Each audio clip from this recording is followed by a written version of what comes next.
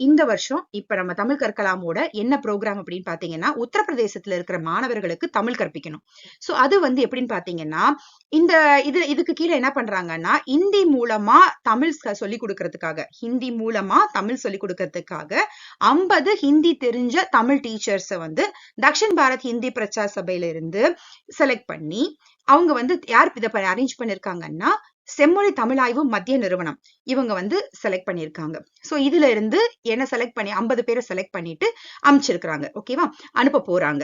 இந்த ப்ரோக்ராம் வந்து பாத்தீங்கன்னா 2ஆம் தேதி உங்களுக்கு ஸ்டார்ட் ஆகுது. டிசம்பர் 2ஆம் தேதி வந்து இவங்க வந்து வாரணாசி போய் ரீச் ஆப்பாங்க.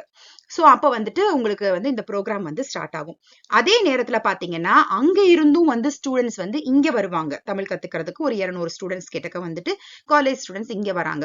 இங்க இருந்து நம்ம போற டீச்சர்ஸ் வந்து அங்க போய் ஸ்கூல்ஸ்ல போய் சொல்லி கொடுக்க போறாங்க. எப்படின்னா வந்துட்டு அங்க சில ஸ்கூல்களை வந்து செலக்ட் பண்ணி வச்சிருக்காங்க. ஓகேவா, என்ன பண்ணிருக்காங்கன்னா, செம்மொழி தமிழ் ஆராய்ச்சி மத்திய நிறுவனம் இருக்காங்க இல்லையா, அவங்க வந்து இந்திய மொழிகள்ல இருக்கிற எல்லாமே வந்து ஒருங்கிணைப்பாளர்களா இருப்பாங்க. அவங்க வந்து மூலமா வந்துட்டு தமிழ் கற்பிக்கிறதுக்கு 50 ஆசிரியர்களுக்கு பயணச்சீட்டு, தங்குறதுக்கு இடம், சுற்றுலா தலங்களையும் அவங்களுக்கு சுத்தி காட்ட போறாங்க. இது எல்லாத்துக்குமே ஏற்பாடு நடந்திருக்கு.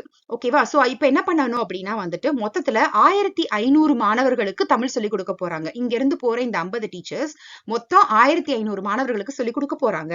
அதாவது ஒருத்தருக்கு 30 பேர் அப்படின்ற கணக்குல 30 × 50 பாத்தீங்கன்னா 1500 பசங்களுக்கு தமிழ் சொல்லிக் கொடுக்க போறாங்க.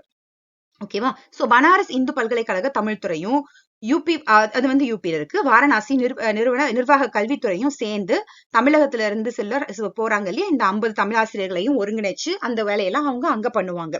சரியா, இங்க அதுக்கு நமக்கு ஒருங்கிணைக்கிறது யாரு வந்து பாத்தீங்கன்னா நம்மளோட தமிழ் செம்மொழி ஆராய்ச்சி நிறுவனம் அவங்க பண்றாங்க. சோ இந்த ஏற்பாடுகள்லாம் இப்ப நடந்துகிட்டு இருக்கு. ஒரு முக்கியமான விஷயம் என்னன்னா, இதுல நானும் கலந்துக்கிறேன். இந்த 50 பேர்ல கலந்துக்கிறதுக்கான ஒரு வாய்ப்பு எனக்கும் கிடைச்சிருக்கு. ரொம்ப பெருமிதமா நான் வந்து உணர்றேன். மேற்கொண்டு அங்க என்னென்னலாம் நடக்குது, என்ன விதமான விஷயங்கள்லாம் நாங்க பண்ண போறோம், இதுவுமே எனக்கு ஒரு கற்றல் தான்.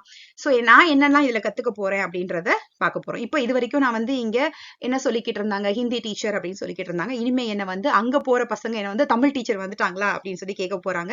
நான் ரொம்ப ஆர்வமா வெயிட் பண்ணிட்டு இருக்கேன். சோ இதோட தொடர்ந்து உங்களுக்கு தேவையான ஏதாவது விஷயங்கள்லாம் உங்களுக்கு கிடைக்கலாம். சோ இதோட தொடர்ச்சியை வந்துகிட்டே இருக்கும். காசி தமிழ் சங்கமத்தோட தொடர்ச்சிகள் வந்துகிட்டே இருக்கும். இதுதான் உங்களுக்கு அறிமுக வீடியோவா நான் போட்டிருக்கேன். சோ நாங்க கிளம்ப போறது பாத்தீங்கன்னா 30ஆம் தேதி காலையில 3 மணிக்கு நாங்க கிளம்புறோம். சோ அதுக்கப்புறம் உங்களுக்கு கண்டினியூஸா அங்க என்ன நடக்குது அப்படின்றதையும் நான் உங்களுக்கு சொல்றேன். சோ அதுக்கு தெரிஞ்சுக்கிறதுக்கு நீங்க சப்ஸ்கிரைப் பண்ணிக்கோங்க. சரியா, தன்யவாத், நன்றி.